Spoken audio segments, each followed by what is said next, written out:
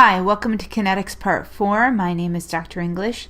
Today we're going to be talking about representing energy in chemical reactions. Specifically, we're going to be looking at writing exothermic chemical reactions, an exothermic reaction example, writing endothermic chemical reactions, looking at an endothermic reaction example, and finally a little bit of practice at the end. So let's talk about writing exothermic chemical reactions. One of the reference tables that you need to be able to look at is reference table I, which is heat of reaction at 101.3 kPa and 298 K, which is roughly room temperature. So let's look at an example that it can be found on table I, and that is nitrogen reacting with hydrogen to give you ammonia. Table I lists this reaction's H as negative 91.8 kilojoules. Since the value is negative, the reaction is exothermic. And if you're looking at your reference table right now and you look at the very, very bottom, you'll see that there's a little asterisk and it says the values that are negative are exothermic. So that's something to keep in mind. The reaction is written with the heat/energy appearing on the product side or the right side of the reaction. So if you want to represent heat as an exothermic reaction, you want to list it as a product, which is why we would write it over on this side over here. Now remember, we don't have negative signs in chemical equations. So even though there's a plus sign right here, because it's on the product side and we look at this as a forward reaction, energy in this case is being released, therefore it is exothermic. Let's look at this chemical reaction from another perspective. This reaction produces 91.8 kilojoules of energy released for every 2 moles of ammonia produced. How much energy would be produced for 1 mole of ammonia? Now you might be saying, what do you mean 2 moles of ammonia? If we go up to our balanced equation right here, this is saying that for every 1 mole of nitrogen plus 3 moles of hydrogen that produces 2 moles of ammonia, 91.8 kilojoules of energy will be released. So this question is asking, well, what if I want to figure out what it's going to be for just 1 mole of ammonia? So I'd say 1 mole of ammonia, NH3, and I'm going to know that the ratio here is for every 2 moles of ammonia, I'm going to release 91.8 kilojoules. And since it's released, I'm going to put a negative sign in front.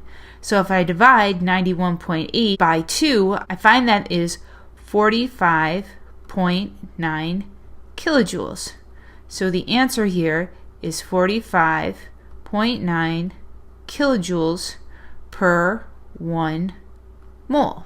Now let's use table I to figure out how we'd write the equation for the heat of formation of aluminum oxide. The first thing that we need to look at is the formula for aluminum oxide. We know that aluminum has 1 oxidation state associated with it with Al plus 3, and oxygen is O minus 2. So we're going to go old school here and we're going to do the crisscross method, and we're going to bring the 2 down here and the 3 over here. So our formula for aluminum oxide is Al2O3. Then we're going to look at the delta H value of aluminum oxide on table I. And if we do that, we find out that aluminum oxide is negative 3,351 kilojoules. Now it says how much energy would be released for 1 mole of aluminum oxide. Before we go to that, we should write the balanced equation for the formation of aluminum oxide. And since this is a negative sign right here, again, that value is going to appear on the product side. Let's go ahead and write the chemical equation, including the delta H value that's listed up here. So we're going to have aluminum plus oxygen is going to give us aluminum oxide, which we figured out the formula is up here. So that is Al2O3. Now I could automatically balance my aluminum, but I really should pay attention to my oxygens here, because on the reactant side I have 2 moles of oxygen atoms, and on the product side I have 3 moles of oxygen, and I need a common number for each of those. And if you say, oh, the common number is 6, you're right. So if I have 3 here, I need a 2 in front of here because 2 times 3 gives me 6. And then I'll need a 3 over here, and 3 times 2 gives me 6. So that's the oxygens are balanced. And then I go back over to the product side. 2 times 2 gives me 4 aluminum. So I'm going to need 4 over here, which means that this delta H value for aluminum oxide really corresponds to 2 moles of aluminum oxide in my chemical equation. Therefore, I'm going to list this, because it's an exothermic value, on the product side. So 3,351 kilojoules. Now we go back to the question of how much energy would be released for 1 mole of aluminum oxide. Well, if this is for 2 moles of aluminum oxide, what I need to do here is say 3,351 kilojoules divided by 2 moles. And if I work that out, I get 1,675.5 kilojoules. So rewrite that again over here, 1,675.5 kilojoules of energy released per every 1 mole of aluminum oxide. Now let's talk about writing endothermic chemical reactions. So again, we're going to use reference table I, and here's an example that's off the table. 2 moles of carbon plus hydrogen gas gives me C2H2, which is known as ethine. Table I lists this reaction's delta H as positive 227.4 kilojoules. Since the delta H value is positive, the reaction is endothermic. The reaction is written with the heat/energy appearing on the reactant side, or the left side of the reaction. So if I was to rewrite this, including the energy, I'd be putting my heat over on the reactant side because it's an endothermic reaction. So let's look at another example that's off of table I. Using table I, how would you write the equation for the heat of solvation, not salvation, solvation of ammonium nitrate? And solvation is just the process of dissolving something in water. So the formula for ammonium nitrate, and you should depend on table E for this formula.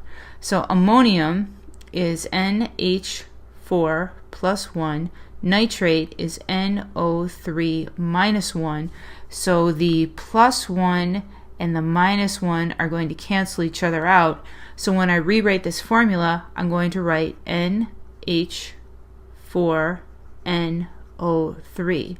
The delta H value for ammonium nitrate on table I is 25.69 kilojoules. So the chemical equation, including the delta H value, would be NH4NO3 plus 25.69 kilojoules produces NH4 plus 1, aqueous technically because we're dissolving it in water, plus NO3 minus 1, aqueous. And we should probably mention that we are starting out with a solid over here. So a certain amount of energy is absorbed to break up this compound into ions to form the ions in solution. Therefore, it's going to absorb energy from the surroundings and bring it into the system, so the surroundings themselves will experience a decrease in temperature, which is why it will appear cooler. How much energy would need to be absorbed to dissolve 2 moles of ammonium nitrate? In order to dissolve 2 moles of ammonium nitrate, what we would do is we would take 2 moles and we'd say we're going to multiply that times 25.69 kilojoules. And when we do that, we find the answer to be 51.38 kilojoules. So we're just multiplying the number of moles times the molar value, which is listed on table I, for ammonium nitrate. So the answer here again is 51.38 kilojoules. Now what I'd like you to do is stop, read over the 2 questions that are listed here, and see how you do.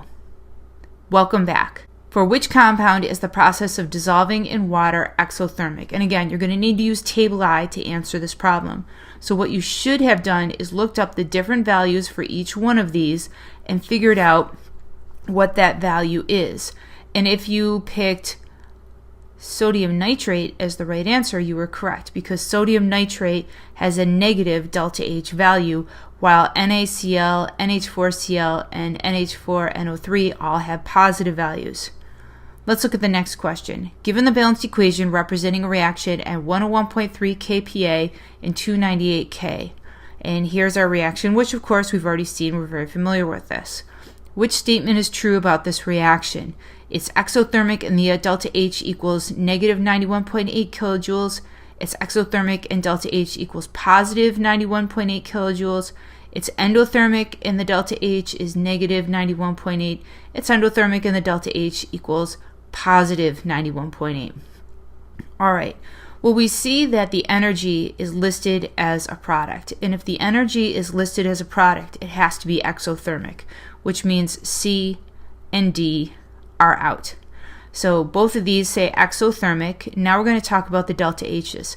We know that if a reaction is exothermic, then the delta H for that is going to be negative. So if you chose A for the correct value there, you're right. It's exothermic, and the delta H is going to be a negative 91.8 kilojoules. So what did you learn in this tutorial? We talked about writing exothermic chemical reactions, and we looked at an exothermic reaction example. We talked about writing endothermic chemical reactions, and then we looked at an endothermic reaction example, and finally we did a little bit of practice at the end. Need more help? Feel free to contact me. Have a great day.